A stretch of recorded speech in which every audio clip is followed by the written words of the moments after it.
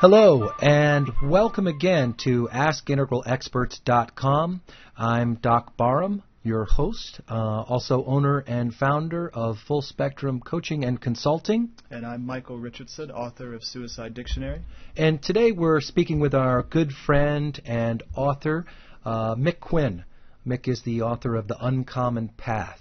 It is his second book, which actually reached #1 in its Amazon categories upon release in July of 2009.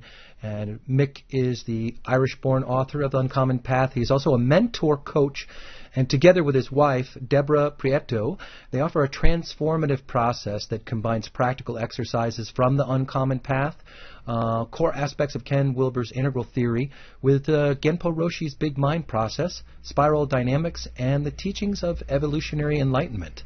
So Mick's life was radically transformed in the summer of 2001 while sitting in meditation with teacher Andrew Cohen. As a result of this transformation, Mick left behind his life as the founder and CEO of several multi-million-dollar companies, and he began to write and teach about the seed of great potential which rests with each one of us. He and Deborah manage the Uncommon Path Foundation, which is dedicated to the resolution of poverty and malnourishment in Antigua, Guatemala. Mick, welcome. Yeah, welcome, Mick. Thank you, Doc and Michael, and it's my pleasure to be on here. And may I compliment that wonderful TV voice that you have there, Doc. It's quite amazing. Thank you. That's years in the entertainment industry before I bailed out. So how are you doing down there? I'm doing wonderful. I'm doing really great. It's been quite a busy day today. I started the day with listening to the Andrew Cohen broadcast, and then I was recording some audio shorts from the book. And then in the afternoon, I did a video conference with a nonprofit in Zurich on the Uncommon Path, and my wife was out locating a group who want to do some big mind down here in Antigua. So wow. And now I'm on with you guys. So it's a full Saturday. Nice. We have a full Saturday up here as well. I wanted to share with you, you and we've talked a number of times now as we've gotten to know each other, and I just want to let you know that The Uncommon Path has actually probably been one of the most important books for me that I've read in the last several years, which is really saying a lot. So I just wanted to say thank you for taking the time to create that book. And it's just had a substantial impact on myself and just about everybody who I give a copy to. Yeah, and same here. It's been very instrumental in my relationship. And yeah, thank you. Thank you, guys. I really, it really makes our hearts sing to hear that news coming back. It was a long writing process, and it's also been it's been an interesting seeding time. But now we're starting to get feedback that's very similar. So I bow to your adoration. It's wonderful. Thank you. Great. Well, one of the things that I loved about the book is there's a certain kind of emphasis on the need for grounding this in reality, in tangible, practical, daily work and practice, and really living that way. And and part of AskIntegralExperts.com, we talk about asking the questions and living the answers. And that's one of the things I love the most about the Uncommon Path. Is like, for example, the simple exercises, and you went into really great detail about specific moments in relationship with individuals or in relationship with yourself and those sorts of things. I was hoping, Mick, that you could share with the listeners what is shadow, because a significant portion of the Uncommon book is about shadow. This is true, Doc, and I'll preface the entire call by saying one of my goals for writing the Uncommon Path was to combine these wonderful teachings that have emerged in human consciousness over the last 50 years, but to combine them in such a way that they could be used on a day-to-day basis. And as you mentioned here, shadow is one of the most important topics in the book, and it emerges throughout the book. So when you ask what is shadow, the simplest way to answer that is to look right now to your own emotionally felt experience. Look within your own subjective experience or within your own body, right, and notice if there are any emotions present. Now, if there happens to be an emotion present, there's a 9 out of 10 chance that emotion is actually reflecting a shadow. Mm-hmm. Yeah, I remember you writing about that in your book, and I remember thinking, wow, I was, 90% of my experience could have, roots in shadow. Could be my perception, my experience could be stemming from shadow or sort of filtered by shadow. And can you talk about a little bit about where you come up with that number and why that's valuable? Because I think you talk about that in the book in a way that's very helpful.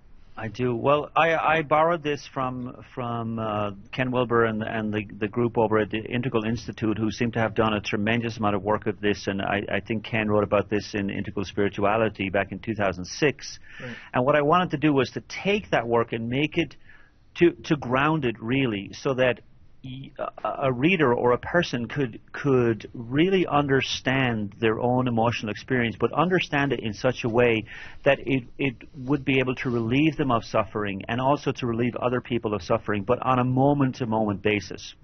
So when we're looking at shadow and we're trying to understand what shadow is, again, let's assume that 90% of your emotional experiences are reflecting a part of yourself that you are refusing to own, or a part of yourself that you have repressed or denied for whatever reasons. And sometimes the reasons are really not that important. What's really important is that you're paying attention, you're being mindful of your emotions as they're arising, and then you're asking yourself the question, is this possibly a shadow of mine, or is this actually an authentic emotion? So when you speak with people about shadow, I know in my own experience that oftentimes they'll kind of give you that deer in headlights look, when you talk to them about shadow, like, what? Like, it takes people, it seems like a few times to really be able to grok the concept of shadow and understand it and really begin to own it. Is that kind of your experience a little bit too? It is, Doc, and that was my own experience too when I first heard about shadow. It was almost impossible for me to grasp the concept of it, and that's kind of interesting because that's really what shadow is. It's actually the both good and bad parts of ourselves that we have pushed it beyond the self boundary. We've pushed it outside, or at least we've tried to push it outside of ourselves. And sometimes when I'm teaching about shadow, I'll give people the image of a crescent moon, right? So if you look in the sky and you see a crescent moon, if you were to get in a space shuttle and fly into the dark side of the moon, you're going to crash and burn. So the metaphor here is, even though you can't see it, it's still there. It's still functioning, and it still has a purpose. So it's the same thing with shadow. Even though we can't see it, it's still there, and if you try to go through that dark side, it's going to cause some trouble. Yeah, I think that it's probably part of the trouble, or one of the biggest parts of the trouble, is because we aren't aware of it and the way in which it actually influences us on every level, mentally and emotionally, I think even probably physically, energetically, in every way. Mm-hmm. Yeah, I'd say it affects us across all the quadrants. Right. When did you first hear about shadow? I first heard about it in a teaching. I can't even remember who the teacher was, but it was way back in, I don't know, in early 2000 or at the beginning of this decade. Mm-hmm. And I remember hearing about it and kind of passing it off because it seemed very psychological and very Western. And at that time, I really hadn't included those, like the wonderful teachings from Western psychology, into a deeper understanding of my own spiritual development. And then again, I came across it in the chapter in Ken's book, in Integral Spirituality. And I remember grappling with that chapter. I really wanted to understand that, and it took quite some time to really embrace that, because the interesting thing about when you begin to accept the possibility that 90% of your emotions are actually inauthentic emotions, meaning that they're shadow emotions, that's a tough thing to accept. Yeah. Actually, I remember actually having an experience like that when I was reading in the book, like 90%. Oh my gosh! So, can you talk a little bit about ego and its relationship to shadow, so that people understand the way that we're defining ego? Right. And where does ego originate?